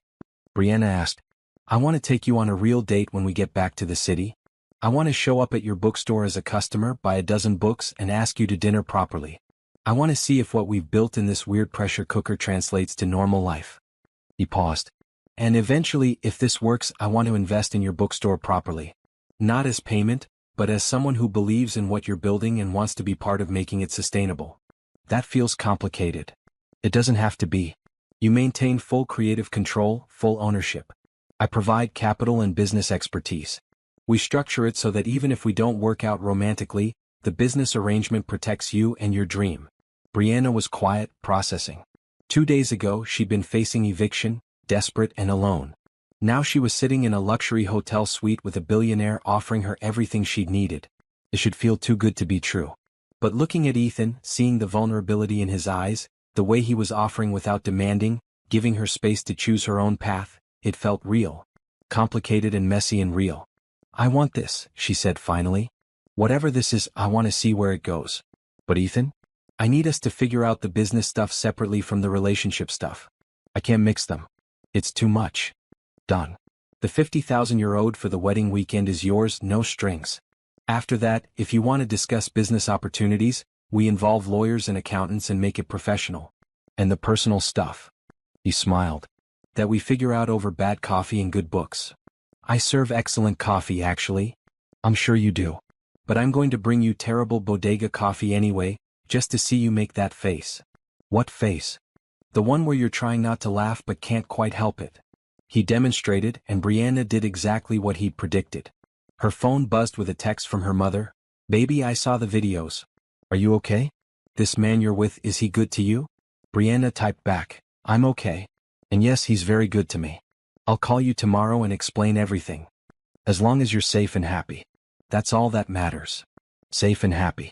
Brianna looked at Ethan, at the man who'd started as a desperate stranger and become someone she was genuinely falling for. She felt both of those things despite the chaos of the evening. We should try to sleep, Ethan said. Tomorrow's the brunch, then we drive home, then real life starts. Are you nervous about real life? Terrified, he admitted. This weekend has been intense but insulated. Out there we have jobs and responsibilities and daily life. What if the magic doesn't translate? What if it does? He kissed her forehead. Then I'm the luckiest man who ever made a desperate proposal in a bookstore. They went to their separate rooms, but Brianna couldn't sleep. She kept replaying the evening, the kiss, the conversation, the feeling that her life had fundamentally changed. She'd come to the Hamptons to save her bookstore and ended up finding something she hadn't known she was looking for. Around 4 a.m, she heard Ethan's door open. Then a soft knock on hers. Can't sleep either? He asked when she opened it. Too much happening. Want to watch the sunrise? The beach is probably empty. They snuck out of the hotel like teenagers, barefoot in comfortable clothes, walking through the quiet gardens to the sand. The sky was just beginning to lighten, deep blue fading to purple at the edges. They sat on the beach and Ethan put his arm around her shoulders. This is nice, Brianna said. This is perfect. They watched the sun come up over the Atlantic, painting the sky in shades of pink and gold and orange. Other early risers appeared, joggers and beachcombers, but Brianna and Ethan stayed in their bubble, just existing together. Thank you, Ethan said quietly. For saying yes. For being here. For giving this a chance even though it's complicated and weird and started in the strangest possible way. Thank you for saving my bookstore. And for being brave enough to ask for help. I'm going to kiss you again, he warned. Not for show. Not because of Lauren or the wedding or anything except that I really want to. Then do it. The kiss was different than the night before. Softer, slower, filled with promise instead of desperation. When they pulled apart, the sun was fully up, bathing everything in golden light. Ready for the brunch? Brianna asked. Ready to face whatever comes next, Ethan corrected. As long as you're with me. They walked back to the hotel hand in hand, ready to face one more performance before real life could begin. But it didn't feel like performing anymore. It felt like the start of something genuine, something worth the risk and complication. It felt like hope. The Sunday brunch was supposed to be a quiet affair, a casual gathering to send off the newlyweds before their honeymoon. Brianna dressed in white linen pants and a coral blouse, comfortable but appropriate. Ethan wore khakis and a blue shirt, looking relaxed despite the previous night's drama. How bad do you think this will be? Brianna asked as they walked to the restaurant. On a scale of 1 to apocalyptic? Probably a solid 8. He squeezed her hand. But we'll get through it together. The restaurant overlooked the ocean, all white tablecloths and fresh flowers. About 30 guests had gathered, significantly fewer than the previous night. Lauren and Preston were noticeably absent. They left this morning, Caroline informed them, appearing with mimosas. Emergency flight to Europe. Apparently, their relationship needed immediate couples therapy in the Swiss Alps. That bad? Nicole asked, joining their group. Preston found out Lauren tried to stop Ethan from leaving last night. Offered him money to take her back. The groom was not pleased. Caroline grinned. It's the most interesting thing to happen at a society wedding in years. I'm almost grateful. They found their table, and Brianna was surprised to see it was just the 3 of them plus a couple she didn't recognize. The woman was black, beautiful and elegant, wearing a green sundress. The man beside her was white with kind eyes and an easy smile. Brianna, this is Simone and her husband Michael, Ethan said. Simone runs a foundation that supports women entrepreneurs. I thought you two should meet. Not here for wedding drama? Brianna asked with a smile. Oh, I'm absolutely here for the drama, Simone laughed. But Ethan's right, we should talk. I've been following your bookstore online. Community-focused, literature-forward, serving an underserved neighborhood? That's exactly what our foundation supports. They talked through brunch, Simone asking intelligent questions about Pages and Dreams, its mission, challenges, future plans. Brianna found herself opening up about her vision for expanding, creating more community programming, partnering with local schools. "We should definitely talk more," Simone said, exchanging business cards. "Our next grant cycle opens in 2 months. I think you'd be a strong candidate." After brunch, as guests mingled over coffee, Preston's father approached their table. He was an older version of Preston, distinguished but cold. "Mr. Rodriguez," he said formally, "I wanted to apologize for the spectacle last night. My new daughter-in-law's behavior was inappropriate and reflected poorly on both our families." "Your son deserves better," Ethan said evenly. "I hope they work things out, but that's between them." "Indeed." His gaze shifted to Brianna, assessing. "Miss Hayes, I understand you own a bookstore in Brooklyn."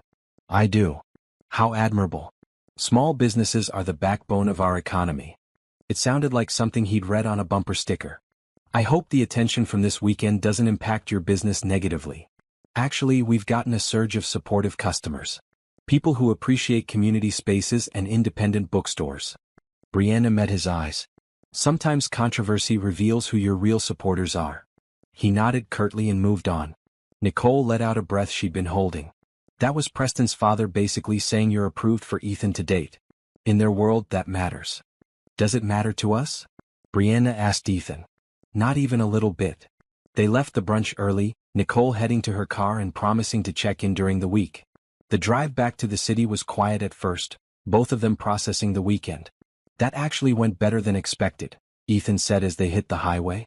"No one threw food, no public confrontations. Preston's father didn't challenge me to a duel." "Is that a thing that happens at society events?" "You'd be surprised." He smiled. "What did you think of Simone?" "She seems incredible. The foundation work she described could actually change lives." "It does. I'm on the board. We fund about 50 entrepreneurs a year, provide mentorship, connections, sometimes direct capital investment." He glanced at her. "I wasn't setting you up. I genuinely thought you two should meet. But if you apply for the grant, I'll recuse myself from the decision. No conflicts of interest." "Thank you for that. Thank you for not being mad that I sort of ambushed you with a networking opportunity. How very billionaire of you. Can't even attend a brunch without conducting business." "Speaking of business," Ethan said carefully, "what happens when we get back? With us, I mean." Brianna had been thinking about exactly that. "I think we take it slow. Actual dates, getting to know each other outside of wedding drama. See if this works when we're not in a pressure cooker situation." "I can do slow. Although fair warning, I'm going to want to see you a lot. I've gotten used to having you around." "I've gotten used to being around." She hesitated. "But Ethan, I'm nervous about the different worlds we come from. Your life is private jets and galas and people like Preston's father evaluating whether I'm appropriate. My life is used books and budget spreadsheets and worrying about making rent. First, I don't own a private jet. I fly commercial like a normal person, just in first class. Second, I haven't been to a gala in 2 years because they're boring. Third, Preston's father is a snob whose opinion means nothing to me." He reached over and took her hand. "And fourth, our worlds aren't as different as you think. We both built something from nothing. We both value work and authenticity. We both know what it's like to struggle. The money just means I don't stress about rent anymore. It doesn't change who I am underneath." "Doesn't it though? Money changes everything. It changes circumstances, not character. I'm still the guy from Queens who learned to code in a public library. I still remember eating ramen for weeks to afford a server. I still know what it feels like to be looked down on by people like the Montgomerys." He paused. "Money gave me options and security. It didn't give me happiness. You know what's made me happy this weekend? Talking with you. Laughing on a couch. Watching the sunrise. None of that cost anything." Brianna was quiet, thinking. "My grandmother used to say that you can tell a lot about people by how they treat those who can do nothing for them. You've been kind to everyone this weekend. The hotel staff, the servers, even Lauren when she didn't deserve it. That says more about who you are than your bank account. Your grandmother sounds like she was wise." "She was. I wish you could have met her." "Tell me about her," Ethan said. "We have 2 more hours. I want to know everything." So Brianna told him. About Grandma Rose, who worked as a housekeeper but read philosophy in her spare time. About the way she collected books from yard sales and thrift stores, creating a library in her small apartment. About the stories she'd tell, mixing fairy tales with life lessons. About her insistence that education was freedom, that words had power, that everyone deserved a space where they could dream. Pages and Dreams, Ethan said softly. That's from her. She always said books let us dream bigger than our circumstances. That they showed us possibilities beyond what we could see. Brianna smiled. When I opened the store, I wanted it to be that for other people. A place where anyone could come and imagine a different life. You succeeded. I've seen the reviews online, the comments from customers. You've built something that matters to people. I hope so. It's what kept me going when I couldn't pay bills, when the landlord threatened eviction, when it would have been easier to quit. They stopped for late lunch at a diner off the highway, the kind of place with sticky menus and the best pie Brianna had ever tasted. Ethan ordered a burger and fries, completely at ease despite the casual setting. I thought billionaires only ate at fancy restaurants, Brianna teased. I eat at fancy restaurants when I need to impress clients. I eat at places like this when I want actual good food. He stole a fry from her plate. My mom used to take me and Nicole to a place like this after church on Sundays. Best memories of my childhood. Tell me about your mom. Ethan's expression softened. She was a teacher in the Dominican Republic before they came to the States. Couldn't get certified here, ended up working as a home health aide. But she never stopped teaching. She'd teach English to other immigrants at our church, help kids with homework, create these elaborate lesson plans for Nicole and me. He smiled. She died believing I'd do something important. I wish she'd lived to see the company go public. She knew, Brianna said with certainty. Parents always know when their kids are going to succeed. It's in the way you approach problems, the work ethic you showed, the values she instilled. She knew. Thank you for that. Back in the car, Brianna's phone started buzzing with messages. Her bookstore's social media had gained 5,000 followers overnight. Orders were coming in through her website from people across the country who'd read about her story. One message was from a news producer asking if she'd do an interview about running a bookstore in the modern economy. This is surreal, she said, scrolling through messages. 3 days ago I was about to lose everything. Now I have more attention than I know what to do with. Welcome to viral fame. It's overwhelming but usually temporary. Ethan glanced at her phone. The interview request, though. That could be good. Chance to talk about your business, promote the store, control your narrative. I don't know. I'm not good at that stuff. You were good at the wedding. You handled invasive questions, dismissive people, and Lauren's nonsense with grace. You can definitely handle a sympathetic interviewer asking about books. Brianna considered it. Maybe. Let me think about it. They reached Brooklyn as the sun was setting, the city skyline gorgeous against the darkening sky. Ethan pulled up in front of Brianna's apartment building, a walk-up in a neighborhood that was gentrifying but still affordable. This is me, she said, suddenly nervous. The weekend was over. Reality was starting. Can I walk you up? It's 4 flights and kind of shabby. I live for shabby. He grinned. Come on. Her apartment was small, a 1-bedroom she'd decorated with mismatched furniture and overflowing bookshelves. But it was clean and bright, with plants on the windowsill and art from local artists on the walls. Ethan looked around with genuine interest. It's very you, he said. Cozy. Welcoming. Full of stories. It's tiny compared to what you're used to. It's perfect. He pulled her close. Thank you for this weekend. For saying yes, for being patient with my mess, for taking a chance on something weird. Thank you for giving me the chance to save my store. And for being someone worth taking a chance on. He kissed her, soft and sweet like they had all the time in the world.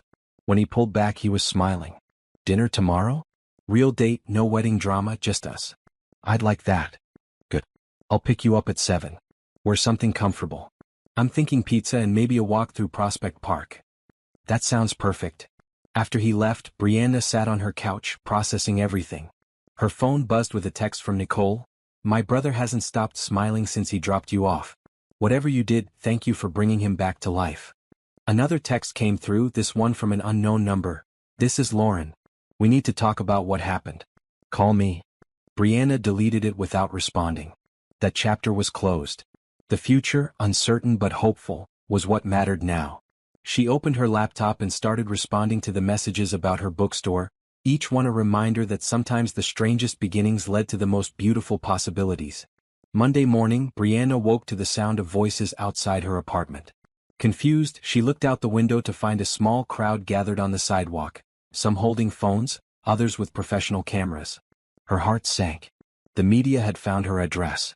She called Ethan immediately. There are reporters outside my building. Don't go out there. I'm sending a car and security. Give me 20 minutes.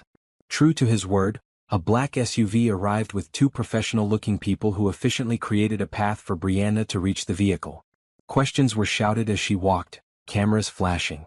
She kept her head down, saying nothing until she was safely inside. "This is Marcus," the driver said, "and that's Tanya. We work for Mr. Rodriguez's security company.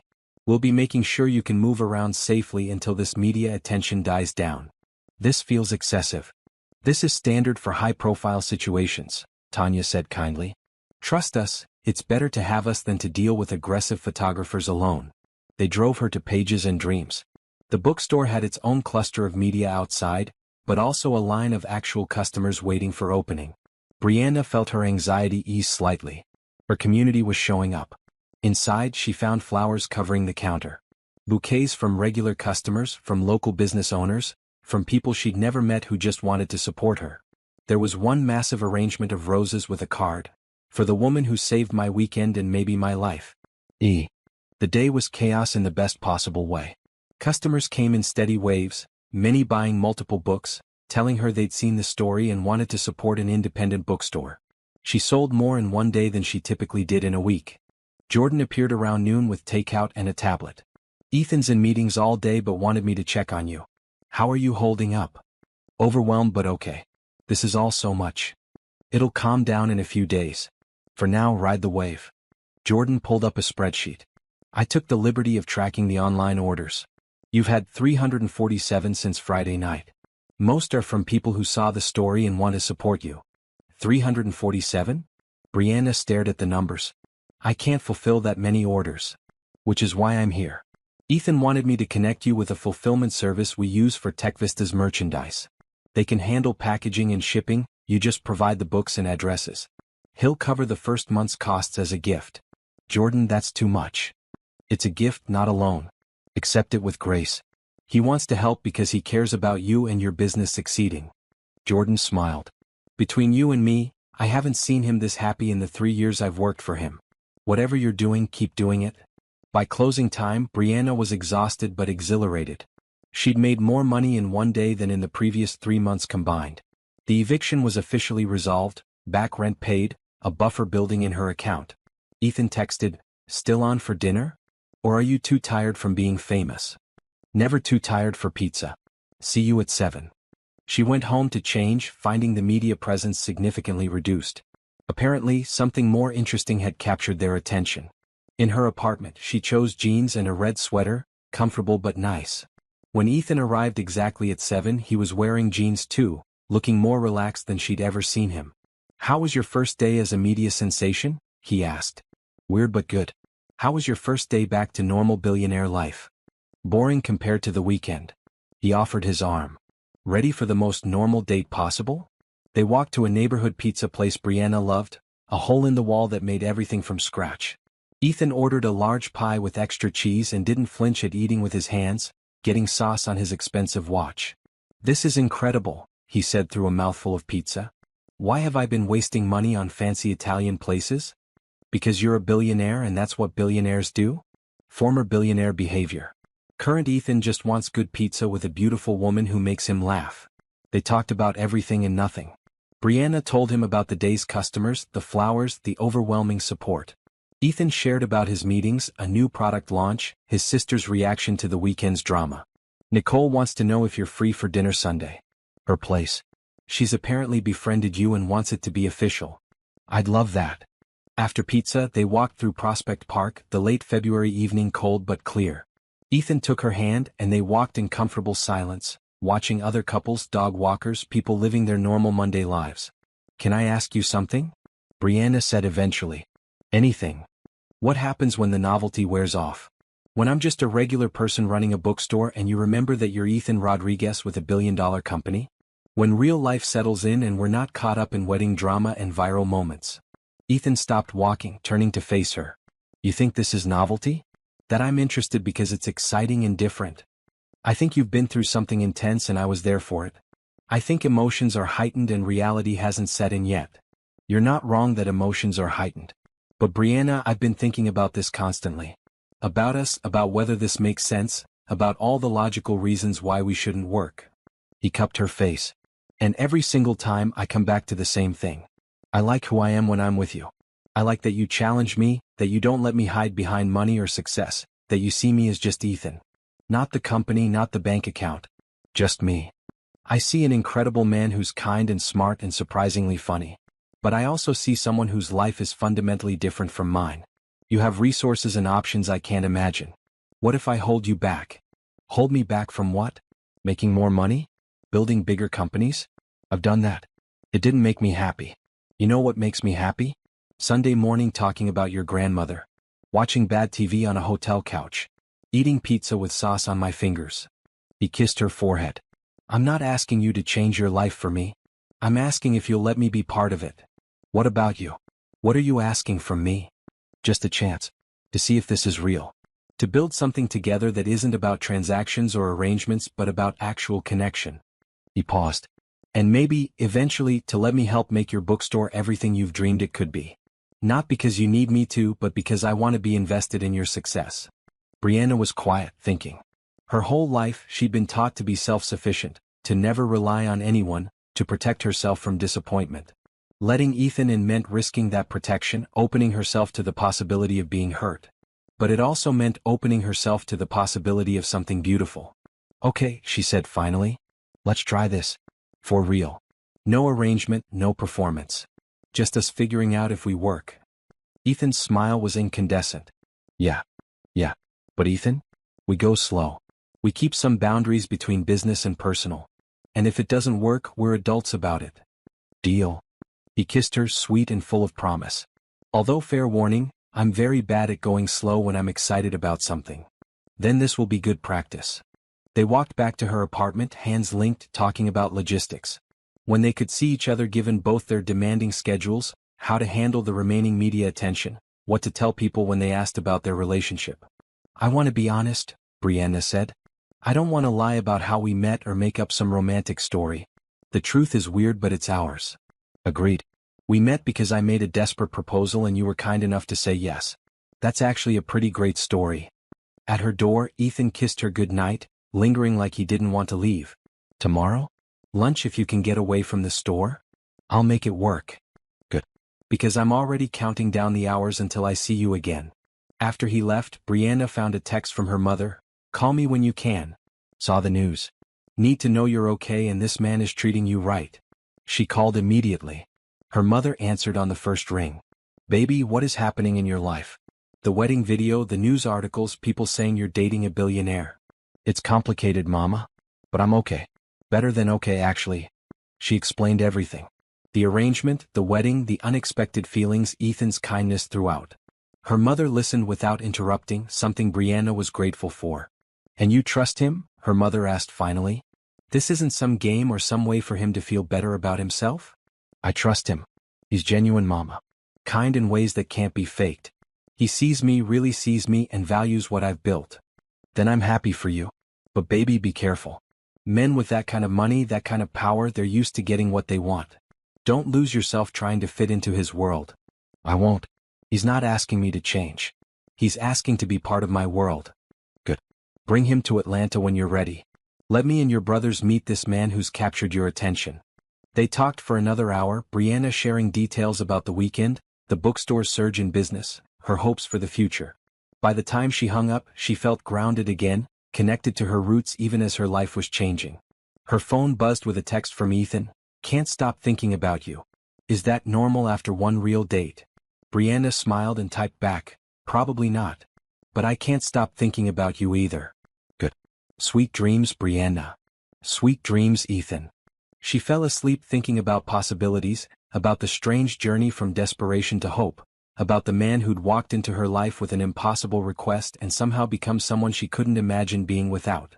6 months had transformed everything and nothing. Pages and dreams had expanded into the empty storefront next door, creating a cafe corner with local pastries, and the coffee Brianna had promised was excellent. The grant from Simone's foundation had funded new inventory, a children's reading program, and salary for 2 part-time employees. Brianna stood in the middle of her expanded space, watching customers fill every seat, browse every shelf, chat in corners with books and coffee. This was what she'd dreamed about when she'd used her grandmother's money to open the doors 5 years ago. You ready for this? Nicole asked, appearing beside her in a stunning purple dress. The grand reopening party starts in an hour. As ready as I'll ever be. The past 6 months had been a whirlwind. Dating Ethan while running a growing business, learning to navigate his world while maintaining her own, figuring out how to let someone in without losing herself. It hadn't always been easy. They'd had arguments about boundaries, about his tendency to solve problems with money when she wanted to solve them with work, about her stubborn independence when accepting help made more sense. But they'd also had spontaneous weekend trips to bookstores in other cities, quiet mornings reading together in comfortable silence, dinners with Nicole that always ended in laughter and stolen desserts. They built something real and messy in theirs.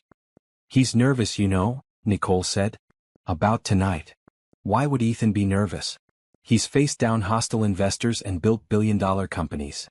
Because this matters more. Nicole smiled mysteriously. You'll see. The party was exactly what Brianna had wanted. Local community members, regular customers, authors she'd befriended, business owners from the neighborhood. No fancy catering or elaborate decorations, just good food, better books, and people who genuinely cared about what Pages and Dreams represented. Ethan arrived as the sun was setting, carrying a wrapped package and wearing dark jeans with a green button-down that Brianna had once mentioned she liked. He made his way through the crowd, greeting people he'd met over the past months, clearly comfortable despite being the only billionaire in the room. For you, he said, handing her the package. Open it later when things calm down. What is it? You'll see. Right now, I believe you have a speech to make. Brianna had prepared remarks, thanking everyone who'd supported the bookstore through its near-death and rebirth. She talked about her grandmother's vision, about the power of community, about what it meant to create a space where everyone was welcome. Her voice caught when she saw her mother in the crowd, having flown in as a surprise with her brothers. And finally, Brianna said, wrapping up, I want to thank someone who came into my life in the strangest possible way. Who saw me at my lowest point and offered help without judgment. Who taught me that accepting kindness isn't weakness and that the best partnerships are built on mutual respect and genuine care. Ethan, thank you for believing in this dream even when I was losing faith. The crowd applauded, and Ethan's expression was soft, emotional in a way she rarely saw in public. After the speech, Brianna was pulled into 100 conversations, accepting congratulations, making book recommendations, reveling in the success of something she'd built. It was nearly midnight when the last guests left. Nicole helped clean up, along with Jordan, who'd become a genuine friend over the months. Brianna's mother and brothers had gone back to their hotel, promising brunch the next morning. Open the present, Nicole demanded as they finished stacking chairs. The package held a leather-bound journal, custom-made with Pages and Dreams Volume 2, embossed on the cover. Inside, the first page had Ethan's handwriting, for all the stories still to come. The ones you'll write, the ones we'll live, and the ones we'll discover together. This is beautiful, Brianna said, throat tight.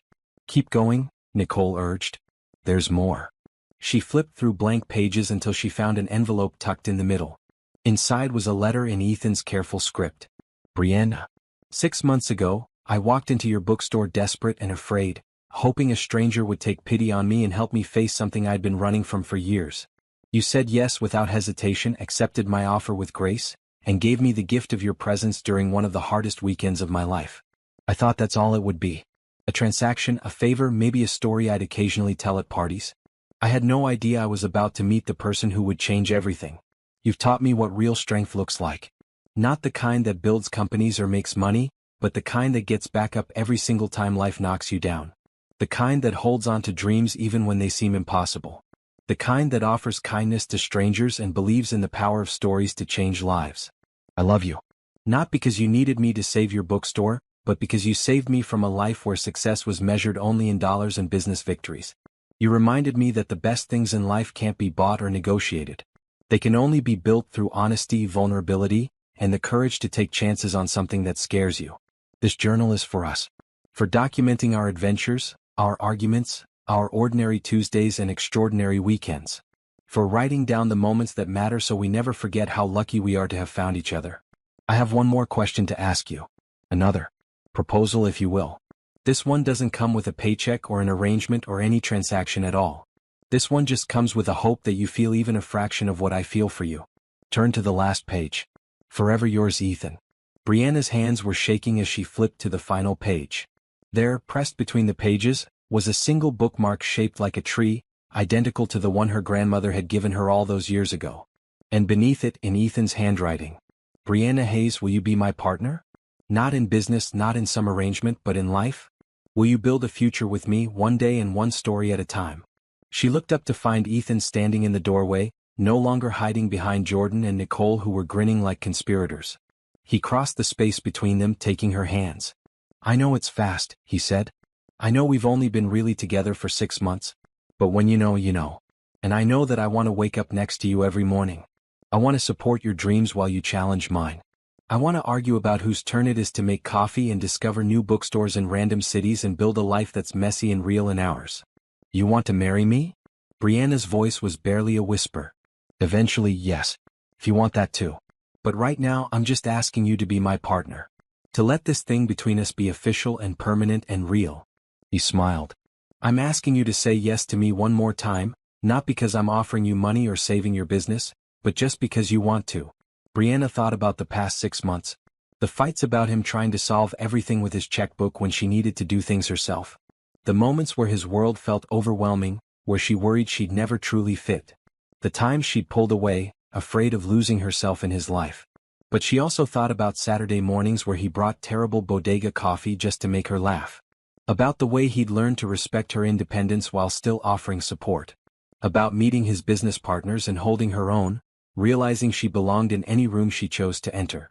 About him showing up for her reading hour with local kids, sitting cross-legged on the floor while 8-year-olds asked if he was a prince. She thought about love, real love, the kind her grandmother had told her about. The kind that made you better, braver, more yourself instead of less. The kind that required courage and trust and the willingness to build something together. "Yes," she said. "Yes, I want to be your partner. In life, in love, in whatever comes next." Ethan pulled out a small box, opening it to reveal a ring that made Brianna's breath catch. Not a massive diamond that screamed wealth, but a beautiful emerald surrounded by small diamonds, set in rose gold. "It reminded me of the dress you wore at the wedding," he said, slipping it on her finger. "The first time I saw you and thought you were the most beautiful woman I'd ever seen. The moment I started falling without even realizing it." The ring fit perfectly. Of course it did. Ethan was nothing if not thorough. "This is happening," Nicole said, wiping tears. "My brother is engaged to someone I actually like. Jordan, we're witnessing a miracle." "We should celebrate," Jordan said, pulling out champagne that she'd apparently hidden behind the counter. They toasted to new beginnings, to love found in unexpected places, to the courage it took to say yes when everything logical said no. They drank expensive champagne out of coffee mugs because Brianna didn't own proper glasses yet, and it was perfect. Later, after Nicole and Jordan had left and it was just the two of them in the quiet bookstore, Ethan pulled Brianna close. "Thank you," he said, "for taking a chance on a desperate stranger. For giving me a second chance at believing in love. For being exactly who you are without apology. Thank you for walking into my bookstore that day. For saving my dream. For showing me that accepting help doesn't make me weak, it makes me smart." She kissed him. "And for being patient while I figured out how to let you in. It was worth the wait." They locked up the bookstore together, walking hand in hand to Brianna's apartment. Tomorrow they'd call her family, tell Nicole officially, start planning whatever came next. But tonight, they just existed in the perfect moment between ending and beginning. "Can you believe this all started because you needed a date to a wedding?" Brianna mused. "Best desperate decision I ever made." Ethan grinned. "Although I'm pretty sure you needed me more than I needed you. Your bookstore was about to close. My bookstore was temporarily struggling. You were about to watch your ex marry someone else while sitting alone and miserable. We both needed each other. That's kind of perfect, isn't it?" It was perfect. Two people at their lowest points, meeting by chance, building something neither expected. A partnership that started as transaction and became transformation. Brianna looked at the ring on her finger, at the man beside her, at the life they were building together. She thought about her grandmother, about the dreams passed down through generations, about the power of stories to change everything. This was her story. Not a fairy tale, not a romance novel, but something real and messy and beautiful. A story about courage and kindness, about second chances and new beginnings, about saying yes when everything tells you to protect yourself. "I love you," she told Ethan, the words still feeling new and precious. "I love you too. My partner, my favorite person, my unexpected everything." They walked through Brooklyn streets lit by street lamps and corner store lights, past neighbors and strangers, just two people building a life together. Tomorrow would bring challenges and complications, logistics and planning, the reality of merging two different worlds. But tonight there was just this. Love found in a bookstore, partnership built from impossible proposals, and the simple radical choice to believe in hope over fear. Pages and dreams had been saved, not just by money or grants or viral fame, but by the connection between two people who chose kindness when the world offered cynicism. Who chose love when logic suggested otherwise. Who chose to build something beautiful in the ruins of their separate desperate moments. And in the journal Ethan had given her, on the first blank page, Brianna would eventually write, "This is where our real story begins. Not with transactions or arrangements, but with the simple, powerful choice to say yes to love, to partnership, to building a future that's messy and real and entirely ours." Here's to all the pages still to come. The beginning had arrived, dressed as an ending. The wedding invitation that brought them together had led to a different kind of commitment entirely. And the bookstore that almost closed had become the setting for the opening chapter of something neither of them had dared to dream possible. Sometimes the best stories start with the most unexpected sentence. "Can you be my date for my ex's wedding?" And sometimes the answer that changes everything is the simplest one. Yes.